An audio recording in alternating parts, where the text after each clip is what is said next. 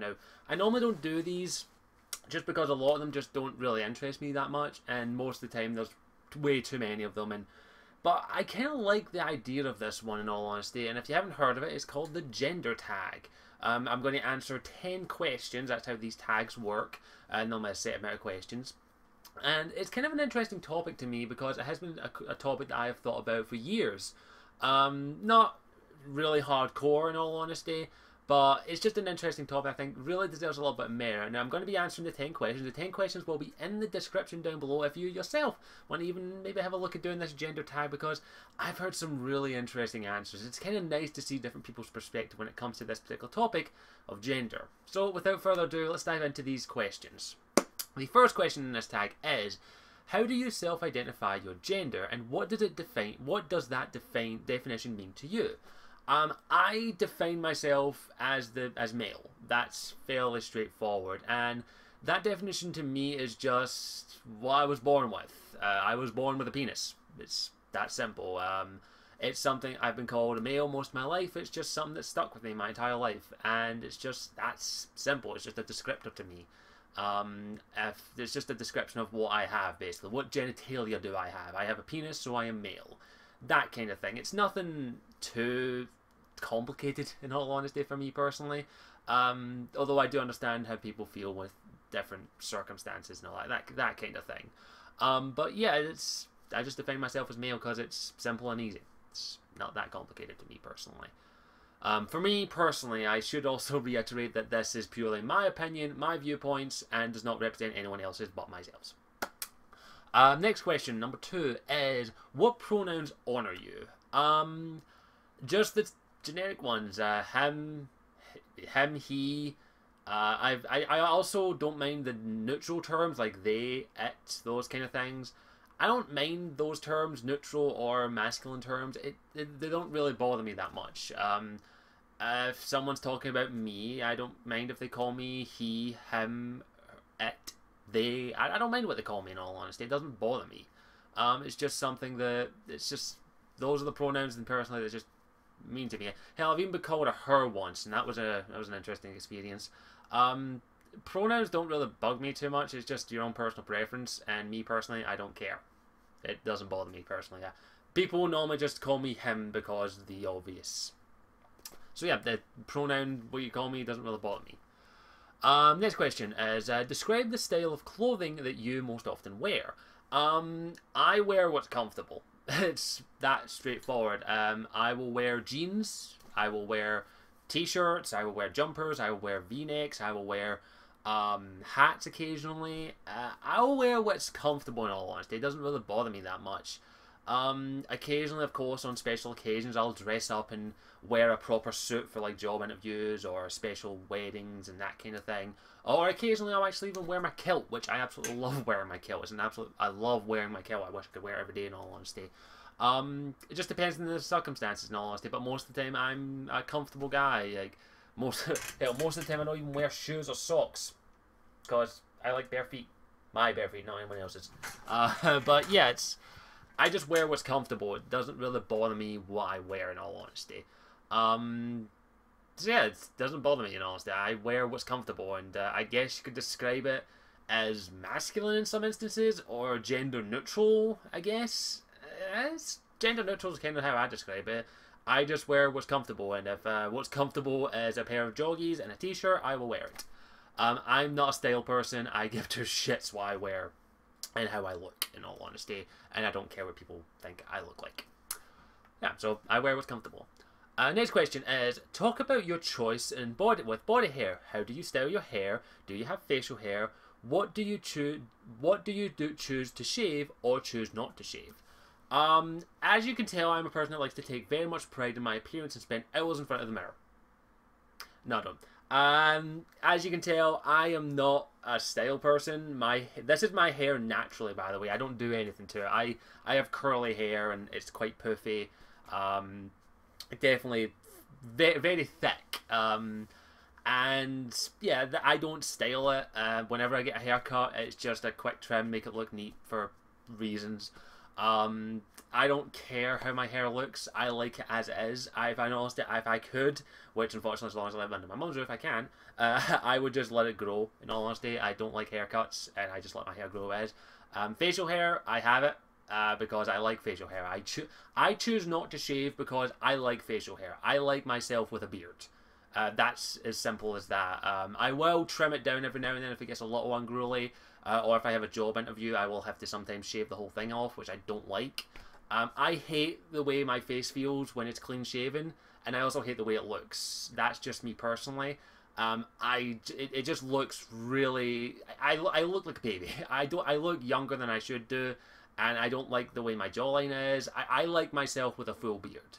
I mean, in all honesty, if I could, in the future, I would like to just maybe let it grow to the point where I can maybe braid it. That's the kind of beard I want. But yeah, it's the same with this hair. It's very thick, unfortunately. I just choose not to shave because I like a full beard. It's simple as that. And I understand it's not the most attractive thing in the world. Like, maybe from a distance or on camera it looks alright, but in all honesty, it's not the most attractive thing in the world. I have had people say to me, you should freaking shave. Your beard looks disgusting. That's mostly people who find beards disgusting. I've had people say who like my beard. When it comes to other parts of my body, I guess actually this question kind of covers is I'm a hairy fucker. I have hair on my arms. It's not that thick, luckily enough, but it has been getting thicker over the years, and I've actually started to get hair on my hands. I have a hairy chest, if you can't bloody tell. I have hairy legs. I have not hairy feet, but I have hair on my feet. I also have started recently getting a hairy back. So yeah, like if you I can't tell, the hair is starting to go down to my back, and it's on my shoulders now. You don't see my t-shirt off that often, but I have hair pretty much everywhere. You name the place, I probably have hair on it. So I'm a very hairy person normally. Not as hairy as, like, I'm not the hairiest of persons, but it doesn't bother me. I choose not to shave it because it's just, I like the hair. As simple as that. I have shaved my legs once. That was for, well, I can actually show you. This was for this costume. That up there. This was a drag outfit I did a couple of years ago. For that, I shaved my legs, shaved my pits. I have hairy pits as well. And I did that for the costume, and it felt weird, never doing it again. But yeah, I'm a hairy person. I don't give two shits what people think about how my hair looks. It's just the way I am. Like I've had people say I should style my hair. I don't like style products. It's that simple. I have, like, my mum and family have bought me hair products from like 5 years ago, and they're still sitting in the kitchen somewhere or bathroom, and I don't like. It's just that I don't like styling my hair. I don't like products in my hair. It's just my personal opinion. I like my hair the way it is. I like to let it grow. I understand that it's not very attractive to people, and I accept that. It's just, this is just how I like to perceive myself and display myself. I like a full beard. I like my my curly thick hair. I like the fact that I'm a hairy bastard. I like it, and that's just how I am. So yeah, that's just my opinion on it. Don't like it, don't like it. Next question is, talk about cosmetics. Do you choose to wear makeup? Do you paint your nails? What type of soaps and perfumes do you use? I actually do like to wear makeup every now and then. Not so much like foundation or concealer or anything, that stuff. I've done that before and it just really wasn't to my liking, but I actually like to wear eyeliner every now and then. I don't know if I have it. Let me... Yeah, I still have it. I've got a few of these lying about, eyeliner pencils. I like to wear eyeliner every now and then. I'm not wearing any now. The main reason I don't wear it too often is because my mum has a very strict rule in the house, as she hates men with makeup. It's that simple, so I don't wear this as often as I would like, but I actually like eyeliner. I actually like the way it looks on me. I haven't worn it in a while, but as soon as I am able to, I will maybe start applying it again. Like, if you want to see how I look, I'll see if I can... I know, I'm not going to freaking... I could probably get it in here. Yeah, that's a fail and a half. But yeah, I like to wear eyeliner every now and then. I just like the way I look with eyeliner, personally. I like the darkness underneath there. I don't wear, like, eyelashes or mascara. It's just eyeliner. And I like the way it looks on me, personally, so I would do it every now and then if I could. I don't paint my nails too often, But I actually do like to paint my nails every now and then. Just random nail polishes. Not the standard colours like red or black. I like to go weird colours, purple and all that. But same thing as as long as I live under my mother's roof, I can't wear makeup, so it's just her rule, unfortunately, and I have to respect it. But yeah, I like to wear nail polish every now and then. I like to wear eyeliner every now and then, and that's just because I like the way it looks. It's that simple. Nothing too weird about it. As when it comes to like other products like perfumes or cologne for men, I hate cologne. I hate perfume and I hate aftershave. Some perfumes are nice. I actually like the smell of some perfumes, but not on me. I hate the smell of aftershave. I hate the smell of those kind of products on me personally. I also don't like the feel of them. I know it's like a quick spritz and it's just water and all that, but I don't like the way it feels. Like when I shave, nothing else goes on there. Like I don't even use shaving foam because I hate that stuff. I absolutely hate the feeling of shaving gel on my face.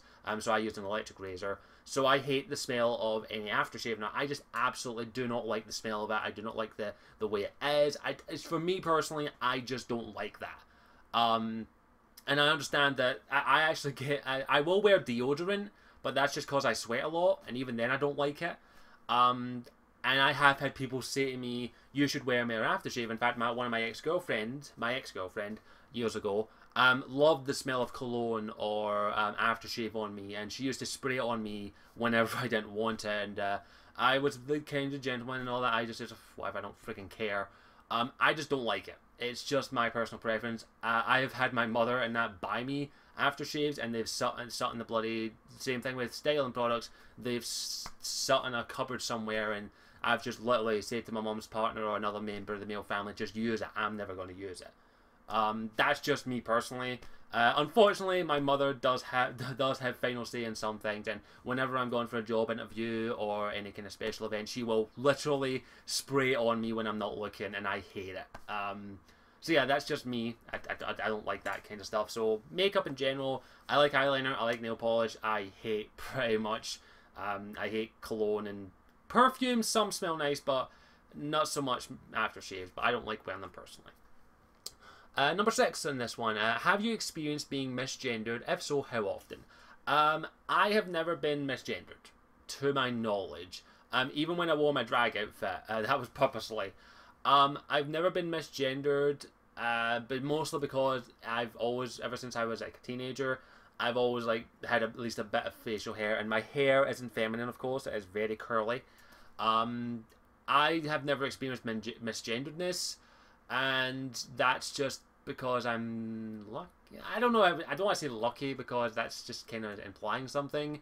Because I have known people who have been misgendered, and I've seen how it impacts people. Some people don't care. I have met people who do not care, and I have met people who do actually genuinely feel hurt whenever they get misgendered. I've also been with guys who have seen a fine looking piece of ass, as they described it, from a distance, catcalled it, you know, that I can't do it, and then the person turns around and a big bushy beard and long hair, and they're like, those kind of reactions are funny, in all honesty, and I just go, but I understand maybe from that person's perspective who got catcalled, it's kind of offensive. I don't catcall.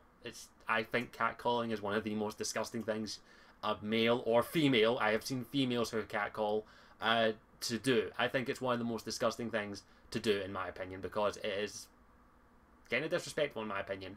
But I have seen people who have been misgendered, and I understand that actually can happen often. I've been with female friends who have been misgendered. I've been with male friends who have been misgendered.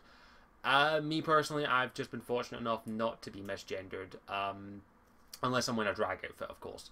But yeah, that's just me. So yeah, I understand how difficult it is for some people out there. 7th question: do you experience dysphoria, and how does that affect you? Now, if I believe correctly, dysphoria is the feeling that you have not been born into the correct body. I will double check that to make sure, because I did look it up before this, but I'm always a person who likes to make sure I am not bloody talking out of my arse. Yes, a state of unease or generalization what? Dissatisfaction with your life. So being gender dysphoria is a form of disease used to psychologists know as the people expect. I believe it's, if I'm reading this correctly, it's basically people who identify with a gender different. Yeah, it's a person who identifies differently than the gender that they are born with. I'll be honest. When I was younger, did experience a little bit of this. Mostly due to a particular reason, and that was. And I've not even told my family this in all honesty, because it was only for a brief amount of time, and after I grew up a little bit, I kind of understood why I didn't. And I did experience that a little bit just because of the fact that I wasn't like... I wasn't into the typical boy stuff. I was into action figures. I was into some boy stuff, if you can describe it. But I wasn't into the major stuff. Like, I hated football. I didn't like confrontations. Like, men always fight their things out. I didn't like a lot of the stuff that the guys around me liked, and I felt that I was kind of wrong in that instances, and I felt like I was more into some stuff that I was into other stuff, in all honesty. I was into stuff that men normally aren't into. It's just, as I say, it's like, I used to paint my nails when I was younger as well. I did experience a little bit of it when I was younger, just because of that factor that I should like football, but I don't. That I hated football. I hated most physical activities.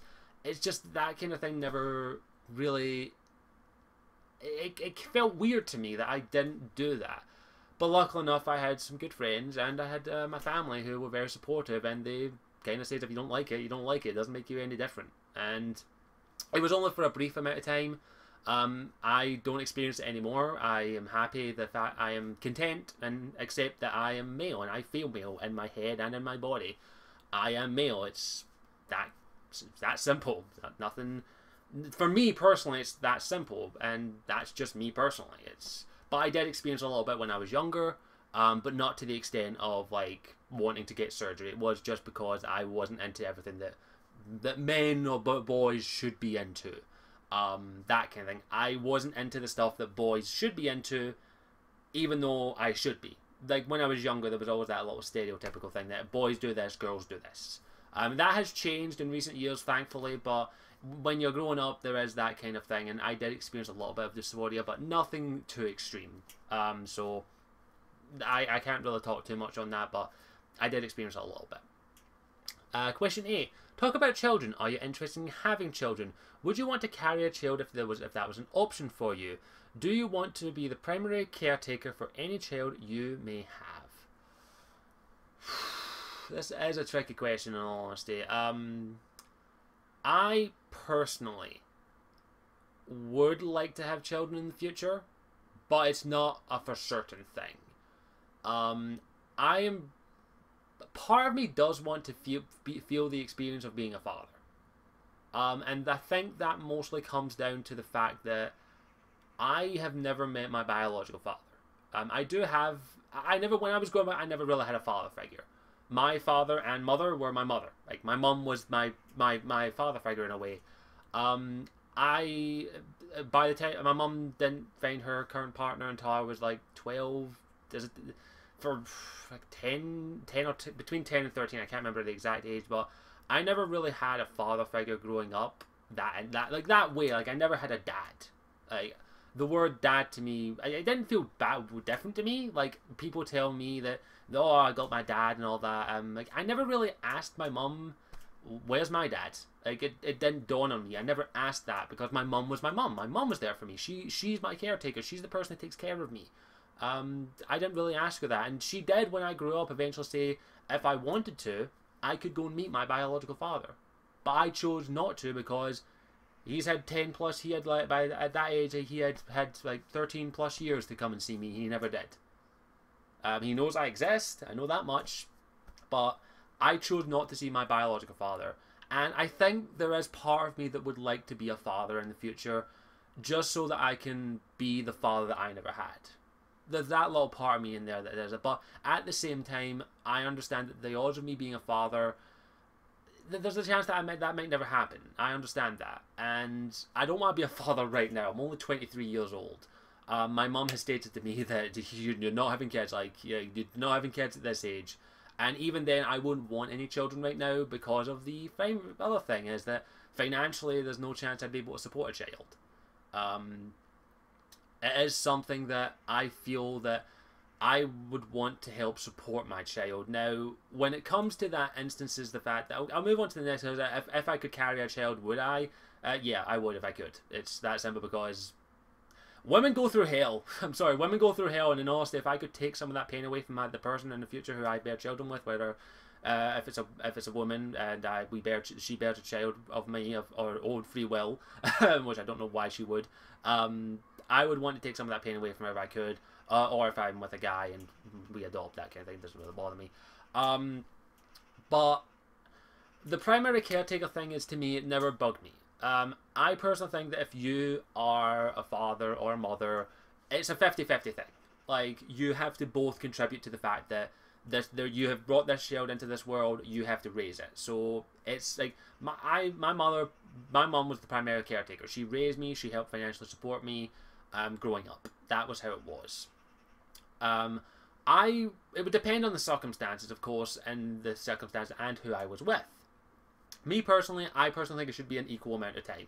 50-50 thing, like financially and also taking care of the child. Like, I would never do anything my partner would not do as well. Like, I would change nappies. I have changed nappies. There was a 10-year age gap between me and my little sister. I have changed nappies. I've been woke up by crying. I have fed a baby. I have felt a baby when they're not long after the day after they were born. I have experienced that when I was younger, a younger age. And I would be willing to do anything my partner would do. I would get up at 3 o'clock in the morning to feed them. I would go and change their nappy. But at the same time, I would also be a financial support. I would work. I would help contribute to raising this child financially and properly. As well as my partner. Like, if my partner wanted to be a stay-at-home parent, I would be like, that's your choice. I accept that. I will go and work my ass off to make sure that we have money. But I'll also make sure that I will help you in every way possible I can. That's how I would see it. But if my partner was like, I want a 50-50 share. Like, they want to go and work and earn money, I want to earn and go work and earn money, then we do a 50-50 share. We both take care of the child. Like, there's paternity leave and there's maternity leave, so that doesn't really matter. Like, I could take paternity leave, then she could take maternity leave, or he could take paternity leave, depending on the circumstances. That's what can happen. Like, this day and age is a great time to be a parent, and honestly, with this, because there's a lot of options, in my opinion. But of course, it would come down and says financially. I would not want to be the primary caretaker, but if I had to be the primary caretaker, I would. But I would like it to be a 50-50 thing. That's the way I've always seen it. I help create this, you help create this, or adopt, whatever the circumstance is. We both take care of this. I work my ass off, you work your ass off. We make sure this kid has a future. That kind of thing.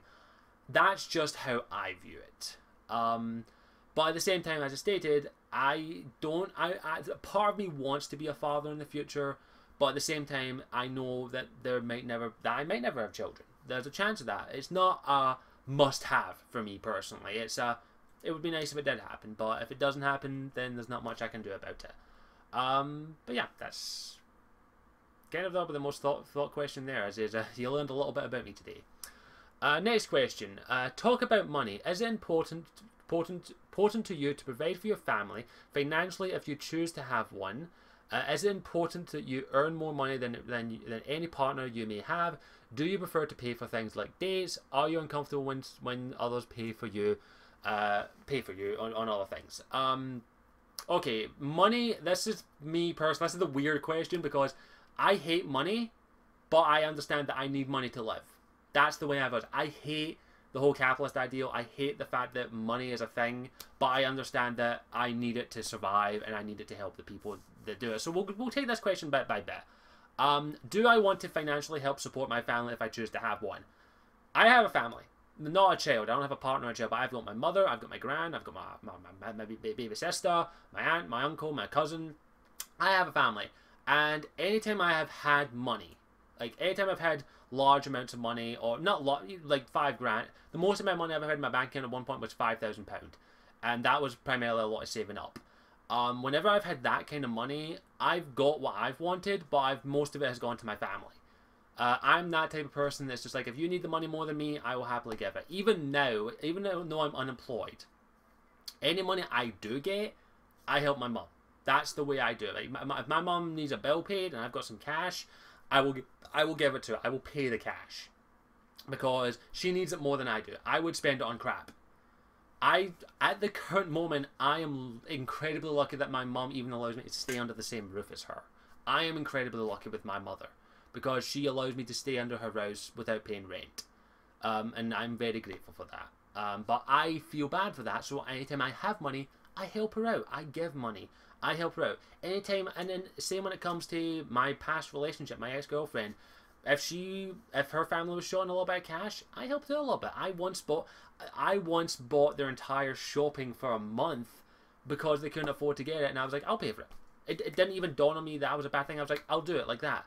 I didn't ask, and I didn't want anything in return. I didn't want anything. I didn't ask for anything in return. I did not ask them for anything. I just simply said, okay, I'll pay for it. It's alright. You don't need to pay me back or anything. I'm that type of person that if one of my friends or family members is really, really short for cash, and they'll go homeless if they don't have it, or they'll go hungry if they don't have it, I will be like, okay, Mona, I'll go and buy you a meal, or here's the money, you can pay me back when you can. I'm that type of person. Like, money to me is just something that I need, and if I have an excess amount of money, I'm willing to help out those I care about. That's the type of person I am. So yeah, that's just the type of person I am, and that's just me personally. And in the future, I'd like to have enough money that I could support my family if I could.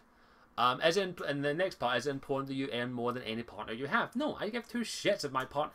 If I'm married to if I meet someone who's earning 10 times what I will ever earn, that's not going to bother me. That's their job. They train to do it. That's their job. That's what they earn. So be it.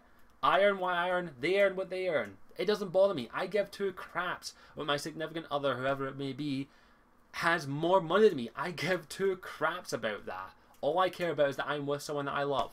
That's all I care about. I do not give two craps if they have more money than me. I don't. That doesn't bother me. And of course, do you prefer to pay for dates and things like dates? I haven't been on a date in years.